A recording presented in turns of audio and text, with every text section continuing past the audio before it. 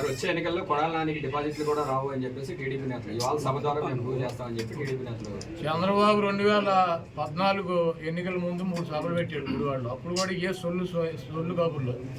కాకపోతే పోటీ చేసే అభ్యర్థులు మారారు, వచ్చి ప్రగల్భాలు చెప్పే సొల్లుగాళ్ళు మారారు.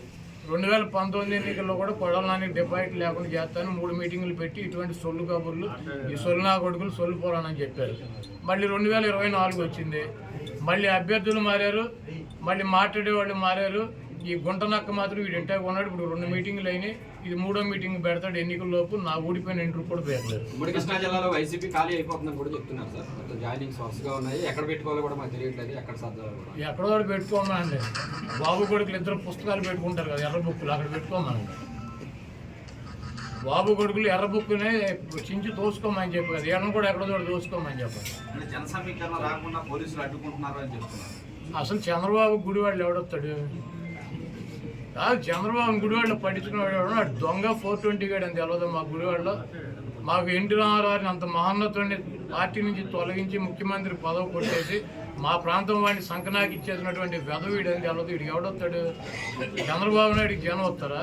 అంటే 1,00,000 మందితో సభ పెడుతున్నామని టీడీపీ నాయకులు చెప్తున్నారు కదా సార్. మొన్న 2 లక్షలు అన్నారు, ఇప్పుడు 1,00,000కి వచ్చారా? అది మొన్న వాళ్ళే పార్టీ మీటింగ్ పెట్టి 2 లక్షల మంది జనం అన్నారు, ఇప్పుడు 1,00,000కి వచ్చారా? అక్కడ తీసుకున్న ల్యాండ్ ఎంతో చూసారా మీరు? 22 ఎకరాలు పొలం తీసుకున్నారు, దాంట్లో 9 ఎకరాలు పార్కింగ్ పెట్టారు, 5 ఎకరాలు డయాస్ చేశారు, 5,000 కుర్చీలు వేశారు. 1,00,000 మంది వస్తారా? ఇప్పుడు వెళ్ళి లెక్కేటాడు కుర్చీలు 5,000. 5,000 ఒకటో కుర్చీ ఉంటే నేను గుడివాడు వేసి వెళ్ళిపోతా. మీరు వెళ్ళా లెక్కేటాడు మీడియా వాళ్ళు. 22 ఎకరాల ల్యాండ్, 7 ఎకరాలు పార్కింగ్, 9 ఎకరాలు పార్కింగ్, 5 ఎకరాలు ఏమో డయాస్ అంట, ఆయన సెక్యూరిటీ అంట.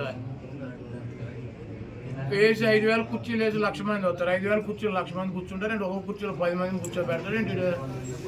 ఇవన్నీ సొల్లు కాబులు. 5,000 మంది వాళ్ళు ఏర్పాట్లు చేశారు. చంద్రబాబు మాట్లాడే 3,000 మంది ఉంటారు. చంద్రబాబుకి ఆయన ఋత్విక్ రోషన్ ఏంటి ఓ జగబడి వచ్చేటకి ఈ కోర్టు మన 3 రోజుల నాడు చెప్పింది రాజమండ్రి జైలుకి. ఆయనేమో రా కదలరా అని చెప్పి ప్రజలను పిలుస్తున్నాడు. ఆయనేమో కోర్టులో రా కదలి వెళ్ళు సెంట్రల్ జైలుకి. ఈ నక్క చిత్తులు కన్ను పని చేయట్లేదు, కిడ్నీ పని చేయట్లేదు, గోళీ ఓడిపోయింది, ఇటువంటి సొల్లు కబుర్లు చెప్పకుండా నువ్వు చెప్పి చేసినటువంటి 420 కార్యక్రమాలకి రా కదలరా అని చెప్పి రాజమండ్రి సెంట్రల్ జైలు దీనికి ఆహ్వానం పలుకుతుంది. త్వరలో కూడా వెళ్తాడు. జూనియర్ ఎన్టీఆర్ ఫ్లెక్సీలు తొలగించారు. బాలకృష్ణ గారు చెప్తేనే తీసేసామని చెప్పి కూడా చెప్తున్నారు అక్కడ ఎన్టీఆర్ ఘాట్ల హైదరాబాద్. జూనియర్ ఎన్టీఆర్ ఫ్లెక్సీలు తొలగిస్తే ఎవడ తీయమన్నా ఆయన ఊడిపోయిన ఇంటికి ఊడిందా?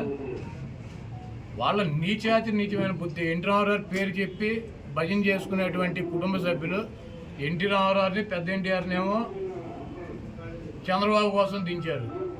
జూనియర్ ఎన్టీఆర్ని ఏమో సిగ్గు లేకుండా బాలకృష్ణ మళ్ళీ అల్లుడి కోసం, ఈ లోకేష్ పప్పుగడి కోసం సర్వనాశనం చేసేటువంటి కార్యక్రమం పెట్టుకున్నారు.